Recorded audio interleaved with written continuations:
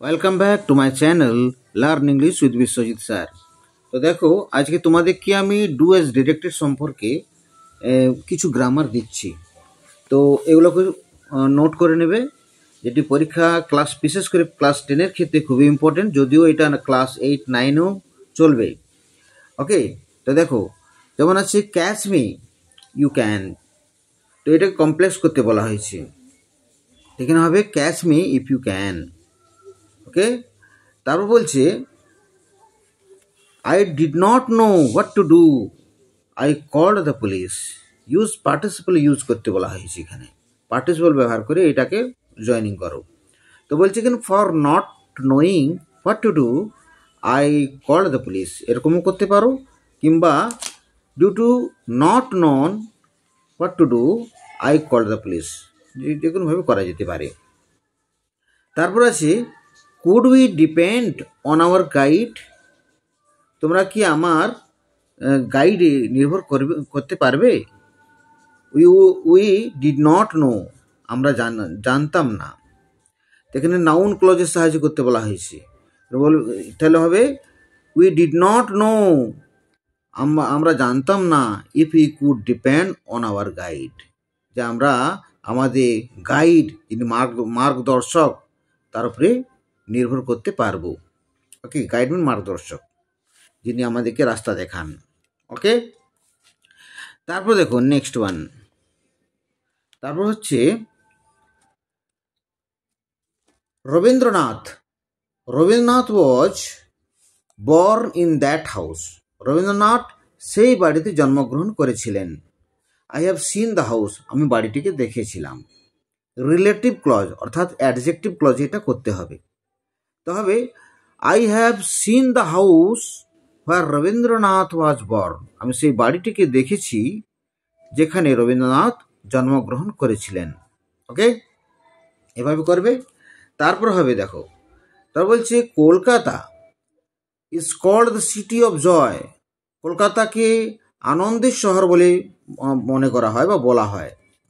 Many tourist visit this city every year. অনেক পর্যটকরা এই শহরে প্রতি বছর যান।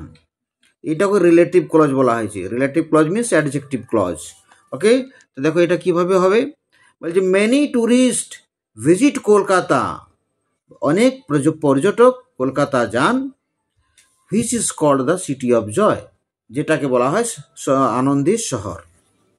ওকে, তারপর বলছে the family has finished tea, পরিবার চা খাওয়াটা শেষ করেছে। Then the cat casually went out of the room, তারপর বিড়ালটি যথারীতি ঘর থেকে বাইরে বেরিয়ে গেল। ওকে, তাহলে এটাকে বলা হয়েছে নমিনেটিভ ক্লজ। নমিনেটিভ ক্লজ কাকে বলা হয়? নমিনেটিভ অ্যাবসলিউট, নমিনেটিভ ক্লজ এক ধরনের সিম্পল সেন্টেন্স। ওকে, এটা একটা নমিনেটিভ অ্যাবসলিউট বলো বা নমিনেটিভ ক্লজ বলো, এটাকে অ্যাবসলিউটও বলা হয়, অ্যাবসলিউট একই জিনিস। তো দেখো কিভাবে হবে। পারফেক্ট পার্টিসিপল মানে এটা বলা যেতে পারে। যেমন হবে the family being finish tea, অর্থাৎ পরিবারের চা খাওয়া শেষ হওয়ার পরে the cat casually went out of the house, বিড়ালটি যথারীতি ঘর থেকে বাইরে বেরিয়ে গেল। দেখেন এখানে একটাই ভার্ব, এটা তো পার্টিসিপল, এটা তো তোমার পার্টিসিপলের সাহায্য করা হয়েছে। এটা একটা সিম্পল সেন্টেন্স, অ্যাকচুয়ালি এটা কমপ্লেক্স সেন্টেন্স নয়, এটা হচ্ছে অ্যাবসলিউট ফ্রেজ। ওকে, আর অ্যাবসলিউট ফ্রেজ বলতে পারো কিংবা নমিনেটিভ ক্লজ বলতে পারো। ওকে, তারপর নেক্সট দেখো, তারপর হচ্ছে হি ডিজায়ার্স ইট ইজ এভিডেন্ট, সে এটা চায়, মানে তার পরম ইচ্ছা এটাকে পাওয়ার জন্য। ইট ইজ এভিডেন্ট, এটা স্পষ্ট। তা কীভাবে হবে? এটাকে সিম্পল সেন্টেন্স করতে বলা হয়েছে। মানে মিনস হি এভিডেন্টলি ডিজায়ার্স ইট, বা এভিডেন্টলি কমা দাও হি ডিজায়ার্স ইট, এরকম করতে পারো। বা হি ডিজায়ার্স ইট এভিডেন্টলি, 3 রকমভাবে করা যাবে। তো সে অবশ্যই এটা চায়। ওকে, নেক্সট আছে I borrowed A book from the library, আমি গ্রন্থাগার থেকে বই ধার নিয়েছিলাম। I have to return it today, আজ আমাকে এটা ফেরত দিতে হবে। এটাকে রিলেটিভ ক্লজ করতে বলা হয়েছে, মানে অ্যাডজেক্টিভ ক্লজ। তো হবে টুডে, অ্যাডভার্বটাকে আলাদা করে দাও। Today I have to return a book which I borrowed from the library. আমাকে যে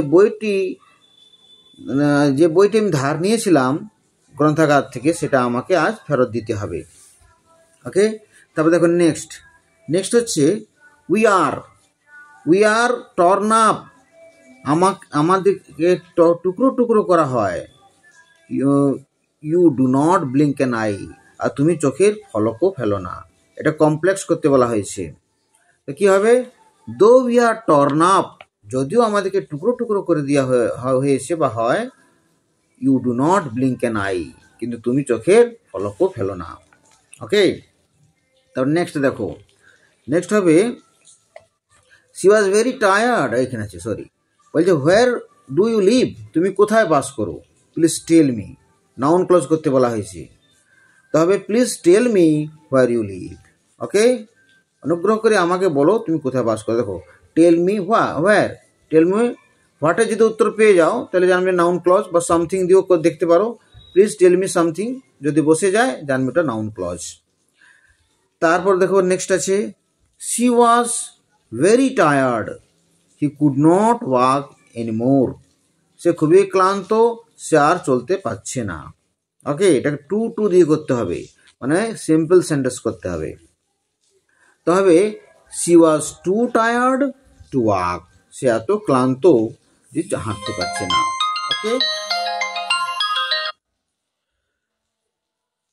আবার দেখো শি ওয়াজ ভেরি টায়ার্ড, সে খুবই ক্লান্ত, he could not walk anymore, সে আর হাঁটতে পারছে না। এটাকে সিম্পল করতে হবে she was too tired to walk, সে এত ক্লান্ত যে হাঁটতে পারছে না। ওকে, এভাবে করতে পারো সিম্পল। তারপর নেক্সট আছে দেখো হি রিডস কিডস, সে কিডসের বই পড়েছে।